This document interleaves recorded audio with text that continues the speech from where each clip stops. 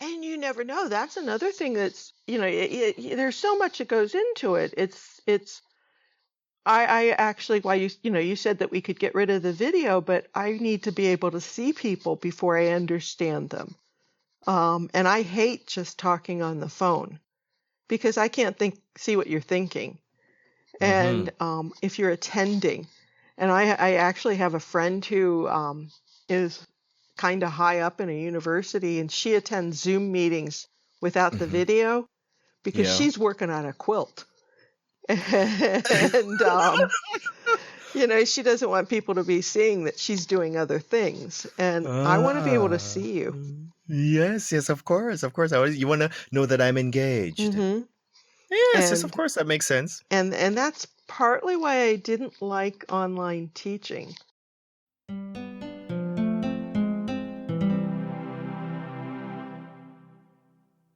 Herzlich willkommen zum English Coach Podcast, präsentiert von trainingtree.de, die personalisierte Lösung im Bereich Erwachsenenbildung. Und jetzt dein Gastgeber. Well, hello there, and welcome to the show. And for those of you who don't know me yet, my name is iAntonio Pattison, host and producer of the English Coach Podcast. Living the language means that my mission is to help my people, present and past course participants, and anyone else who just likes the show. The goal is to help you to keep the language skills you've learned, and truth be told, to keep you engaged with a little information and entertainment.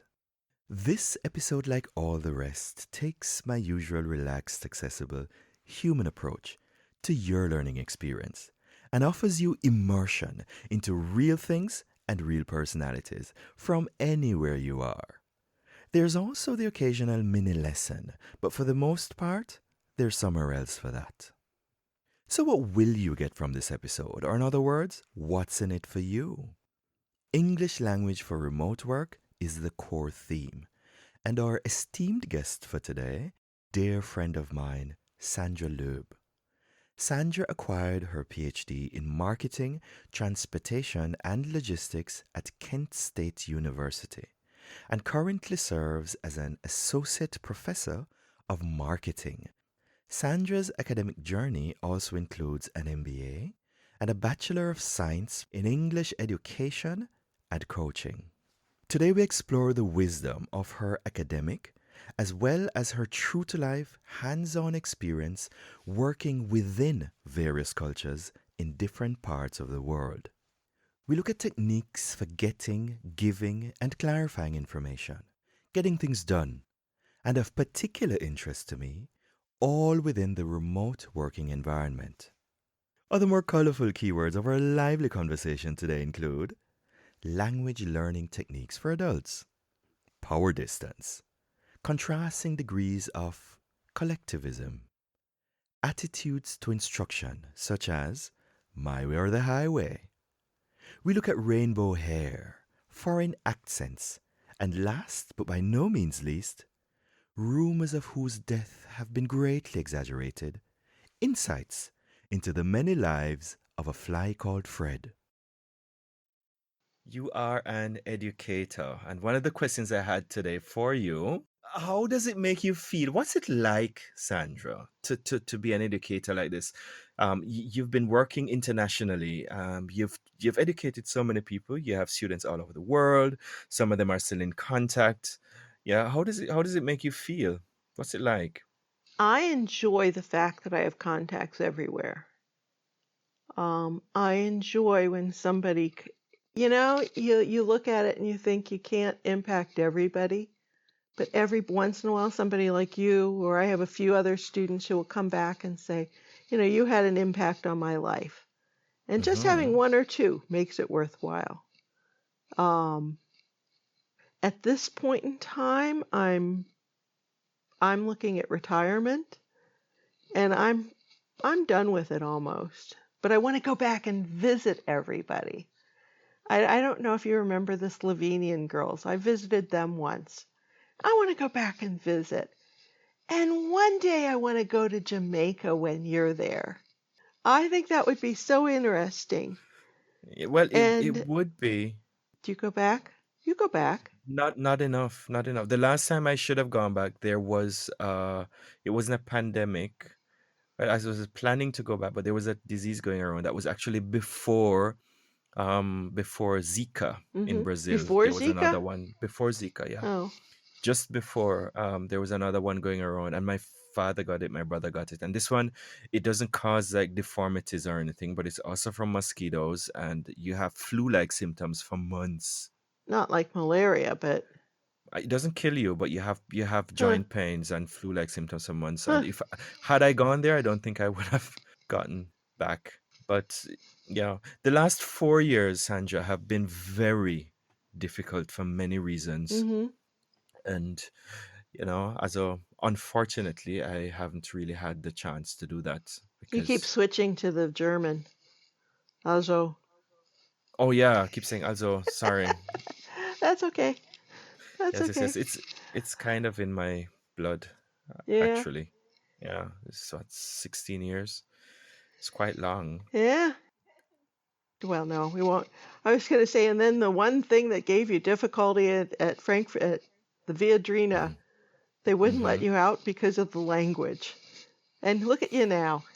So, Yeah, yeah, yeah. Also, aren't you writing a book? I am. no, I don't write books. You don't write books? No, Everybody's writing a book. no, I don't write books. I write little blurbs, but you know what? I don't like writing. I don't like writing. I like learning, and once I learn something, that's enough for me usually. I use stuff as examples in class, and that's enough for me. And I don't care if you know that I know it. That's kind of, and that's a bad way for an academic to be because we're evaluated on whether or not we write. Yes, And yes.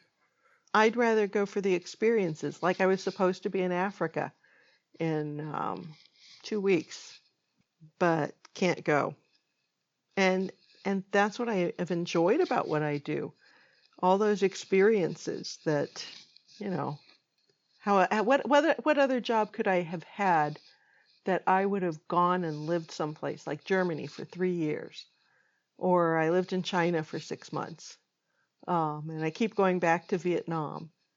Lived in Ukraine for a year and a half, and have friends from all these places that, geez, if I just stayed in Ohio, I wouldn't have had. Yeah, so it has enriched your life in maybe even ways unexpected, you could say. Mm-hmm. Yes, but you're not writing a book. Well, who knows? Maybe you I don't know, you write a book with quilted When, covers. when I retire, maybe I'll write a book. Yeah, I of keep course. Why thinking not? I should write a mystery. A mystery. Yeah. Yeah, yeah, you Who you did you you it? could. You could. You Who did could. it? Yeah, you could. You could. And also you've also spent a lot of time in the well, let's say the Asian countries. And you speak of just China, Mm-hmm. Vietnam. Is there anything in particular about their communication styles or ways that, let's say if I have to run a conference, maybe I have some suppliers in Vietnam or maybe some customers in China. Yes. And I want to communicate with these suppliers that they follow a particular production process, for example. And I want to make sure that they do it right. Are there any things from your experience that would probably help someone to do that more effectively? Yeah, one of the things I've noticed is they don't like to say no. They don't want to tell you they can't do it, and I think you get that from books. You said that you want them to do the process a certain way, and I only have we were given one example. My first trip to China, the guy that we met with someone who worked for a company that made industrial boilers. And I'll never forget this example because he said, I wanted them to do things exactly the way I wanted them done.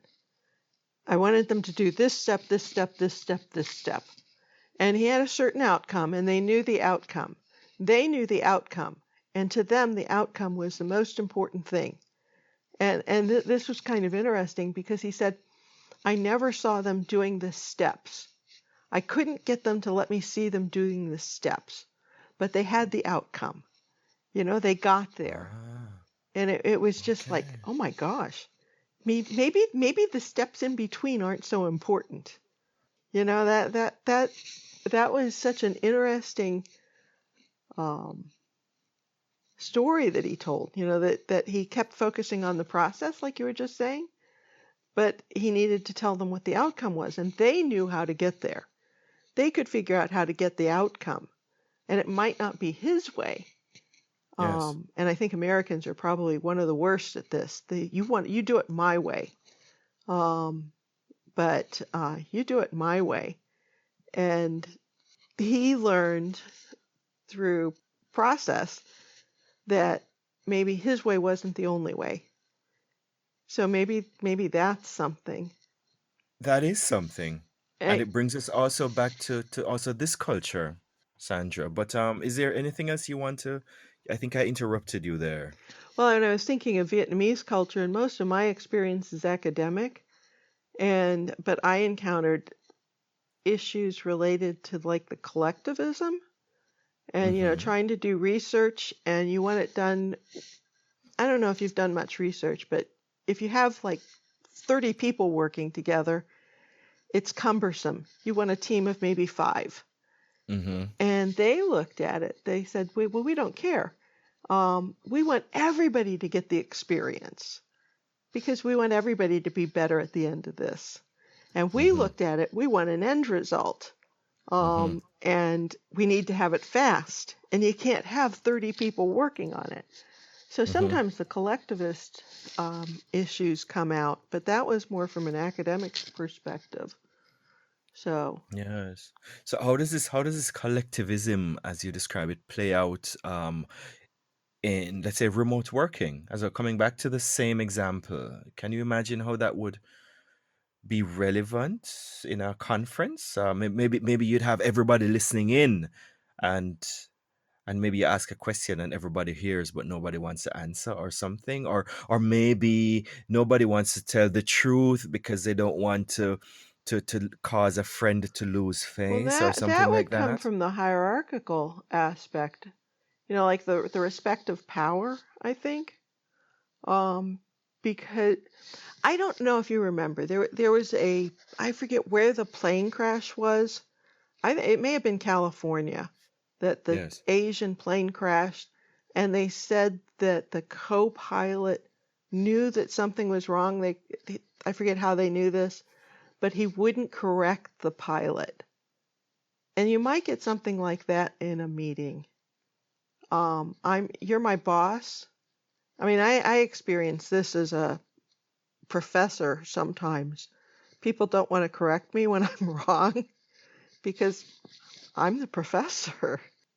And you might encounter things like that. Yes. Yes. Yes. Oh, so could it be something, this power distance? Power distance, that's it. Power distance. Hmm. Okay. I see what you mean. See what you mean. So Yeah. anybody then who is gonna be serving clients or working with subcontractors or something in any foreign culture You have to should know. learn these things first, no? Well, and you can get that. That's the things that you get in a book like the Culture Shock books. I mean, I always read that stuff before I go somewhere. Um, but you have to take it with a grain of salt. It's like, oh my, can I wear white? In Asia, it's a sign of mourning. But yes, you can wear a white shirt. And like I said, when I came to Germany, I was afraid because I smile a lot that they would think I was an idiot. And Yeah, I know that. I yeah, know that. I know that. I what, know that that. I'm I an mean, idiot? I had no, no, no. So You're so funny. Why would you think that I think such a thing? No. I'm joking. I know, I And, know, I know. and yet, Mm. you just that, just then. I have Mm-hmm. issues. I have trouble sometimes that people will take me seriously on something. And no, I was joking. That Mm-hmm. wasn't a serious comment. You have to be Yeah. careful.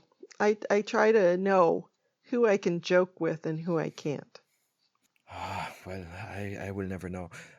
Well, I do know. I'm very good at, that what happened to me, or let's say one of the bonuses of having dived into this world without the language is that I can read body language really well. And that's why I like to see people. Hmm. I hate, like I say, I hate phone conversations. So, so I can read body language really well. And it's not necessarily a good thing because then I see sometimes what people are really thinking. I see when they're not being truthful because you can't lie with body language so yep, easily. You yep. can't. So, it's also a stressful kind of existence because I see it. I see people saying certain things and the way they recoil or the way they step back or lean in or look away Hmm. or look slightly sideways downwards. Sometimes I'm not even going to describe some of the looks that I see sometimes, but it's quite burdensome. You said something earlier, and speaking about processes, and I mean, we've spoken about a lot of things here. Processes. Sometimes, especially I think in government, sometimes the goal is the process itself, and the end result is not the goal, right? Yep, So, yep. so Oh, sometimes it's like that. oh yeah. Hmm. When I first came to Germany, the processes I had to go through, the Hmm. paperwork, and I like to say it would be different here, but I have no idea because I've not had to do that here. Hmm.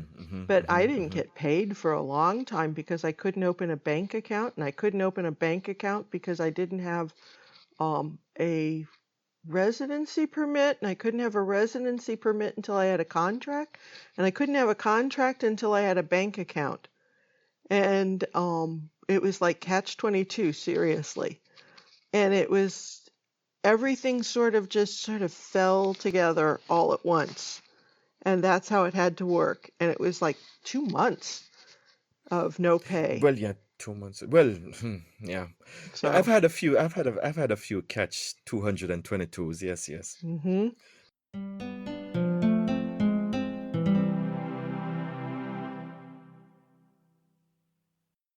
You are listening to episode 35 of the English Coach podcast.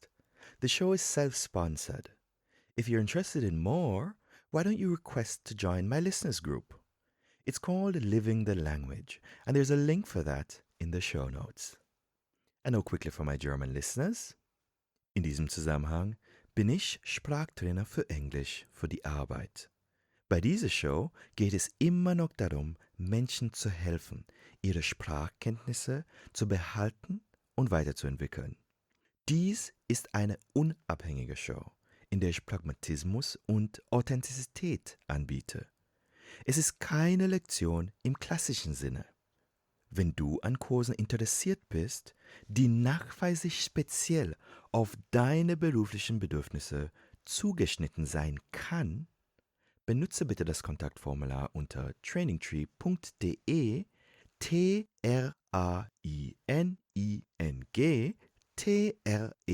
trainingtree.de oder englishcoachpodcast.com. Wie üblich sind die Shows überall verfügbar, kostenlos. Eine Liste der beliebtesten Podcast-Player findest du unter www.trainingtree.de/mobile. Auf derselben Seite kannst du dir die Shownotes für jede Episode direkt per E-Mail zusenden lassen. Melde dich einfach an. Es gibt sogar einen Eintrag auf YouTube für diejenigen von euch, die es bevorzugen, eure Inhalte dort zu genießen. So then, that was my German for you. Anyway, special request for today. I would like to invite you or any listener at all to use the voicemail function at www.englishcoachpodcast.com.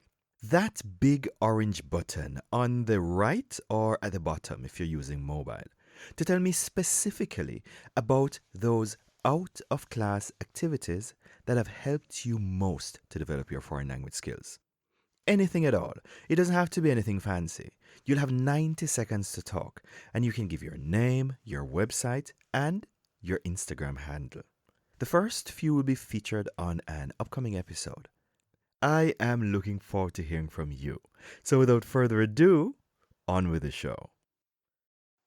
Oh, come on. Let's just leave the hair alone. My hair is there. I'm and it's basic. beautiful. I'm happy with it. Me too. Me too. But for fun, I get like I had the rainbow hair, and that was a lot of fun. You did? I thought you were just threatening to do it. I didn't know you really did it. No, a couple of years. Was it last year? It was last year about this time. I did it just before.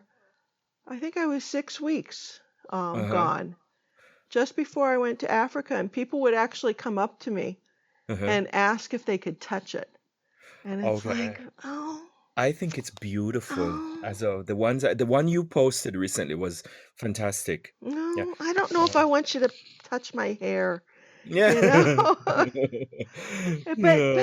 But I figured it was fair. I could touch theirs then. Yeah, it happens. I'm not so sensitive anymore. People do something sometimes, and if I want to make an issue, I make an issue. But I just Well, it's sort of, what's the look in their eye? Mm-hmm. What's the look in their eye? Are they doing it because they're genuinely curious? Or is it because they think it looks horrible and I don't know. Like I have a nephew who has beautiful curly hair. Yeah. And it looks so soft and cozy and geez, Matt, can I touch it? And it is the coarsest, wiriest stuff that you could imagine. And I'm curious now about other people's curly hair. Is it soft? Because it looks soft. And yours looks soft from here. But is it? It is soft to touch. As a matter of fact, my hair is actually more sensitive than yours. Oh, yeah? Oh, yeah. How so? I think because of the straight hair has a round cross section if you cut through it, and curly hair has a more flattened cross section, like egg shape, if you cut through it, and that makes the elements affect the hairs much easier. Is it more brittle? It is more brittle. What is that? I keep seeing it go by. Fred. It's a fly called Fred. It's a drone spy. And he's always, I've killed him many times, yeah. and I think he keeps coming back, and I don't know. He thinks I don't know that he can actually fly silently, and he doesn't know that I know that he can do that. I had a friend who recently posted something about how to evade a drone. Really? How do you do that? And one is to stay under a covering. So like I'm looking out right now on my porch. So that's safe. And one is to paint streaks on your face, like war paint. Really? Because then it can't use facial identification. And another is to use what the fabric looked like was like a QR code. And you wear something like that, a hat made out of that, and that confuses it totally. Really? So. That sounds very funny. So I should probably do that. Yeah, like some QR code saying. Or use an umbrella. Well, that's a pragmatic approach. So, and when I travel, I almost always carry an umbrella for sun or rain. So an umbrella is good. It's funny, in my country people use umbrellas against the sun. Yeah. And here it's kind of, well, the sun doesn't beat so much here, and when I go to Zambia, usually it's this time of year and it's always sunny. But here, like right now, it's cloudy out there. So I don't need it so much. And then you're in nice sunny Germany. Yeah. Now is the hottest, stickiest time in Germany. And I don't really like August in Germany, but yeah. Mm-hmm. So, Yeah. Oh, it's fine. So. oh, I have a story. So I lived in Poland in 1994 for like 5, 6 months. Yeah. And my mother actually came to visit me. And I got into trouble one time because my mother and I were in an elevator and she and I were talking. Mm-hmm. And this man started watching us. And this man was at the time an English teacher. Uh-huh. And he did English video, audio lessons for different people. Yeah. And he said, "Oh, I want to record the two of you talking to each other." And that's what he wanted. Mm-hmm. He didn't want to do any interview. He just wanted to hear us chatting back and forth. Yeah. And somehow it ended up he did some of it with us. So we're on tape somewhere, my mother and I. Mm-hmm. But it seems I only have vague memories of it because a lot happened after that. Yeah. And I read a story, I think. He had us each read stories to the tape Yeah. because he didn't get at that time many native English speakers. Yes. That reminds So, me, Sandra, when we met in Frankfurt Oder, lovely Frankfurt Oder, you were more than a breath of fresh air for me, because I was so happy as well to have someone I can just speak to comfortably. mhm, Yes, it was so nice. mhm. And yeah, Well, sometimes, thank you. yeah, of course, And sometimes I love listening to your accent. I don't know anything, but you can tell me again. I do. I love listening to your accent. Okay. So, oh gosh. All And right. that brings to mind somebody I worked with ages ago, Mm-hmm. who said this was even before it was during Poland. Mm-hmm. We had a number of people from India who applied for jobs and were working there, Mm-hmm. and he actually flat out once said, "I don't want to hire anybody who has an accent anymore." What does that mean? I ask myself, yeah. Because you have an accent. Everybody has an accent. I have an accent. Yeah. I in English they almost say I don't have an accent. Yeah. Because it's flat and Mm-hmm. I don't know how you would, it's Neutral. what they aspire for Yeah. if you're a broadcaster. But Yes. An international standard, I call mine. oh, Yes, I like yes. yeah. I aspire to a Jamaican accent. Jamaica. Well, Jamaican has Ooh. a little more sing-song to it. I can do Well, that. you probably have had it beaten out of you in Germany. No, not really. It's just as a teacher. Just as you, Uh, yeah. Well, beaten out. I mean, no. Actually, Not people like beaten. it. I know what you mean, but people like it. But the thing is, an accent, if it's too strong, it only serves a small group. There's some people who say, or let's say, a language is a dialect with an army. There's some people who look at it that way. And it doesn't really serve me unless I'm, putting on that kind of show. With a small win is always a good way to begin. Check out the show notes for this episode at www.trainingtree.de/podcast or EnglishCoachPodcast.com. Like it if you like it, and if you don't, lie to me. Just kidding. But still, feel free to share it with a friend, post a rating, or better yet, give meaning to the things you think about the show by saying something. There are many ways, and although in Germany we love to say, nicht gesagt ist gelobt genug, or in other words, nothing said is praise enough, I'm not looking for praise. Subscribe only if you feel like, so you know when there's a new episode available. Thanks for listening. Looking forward to hearing from you, and bye for now.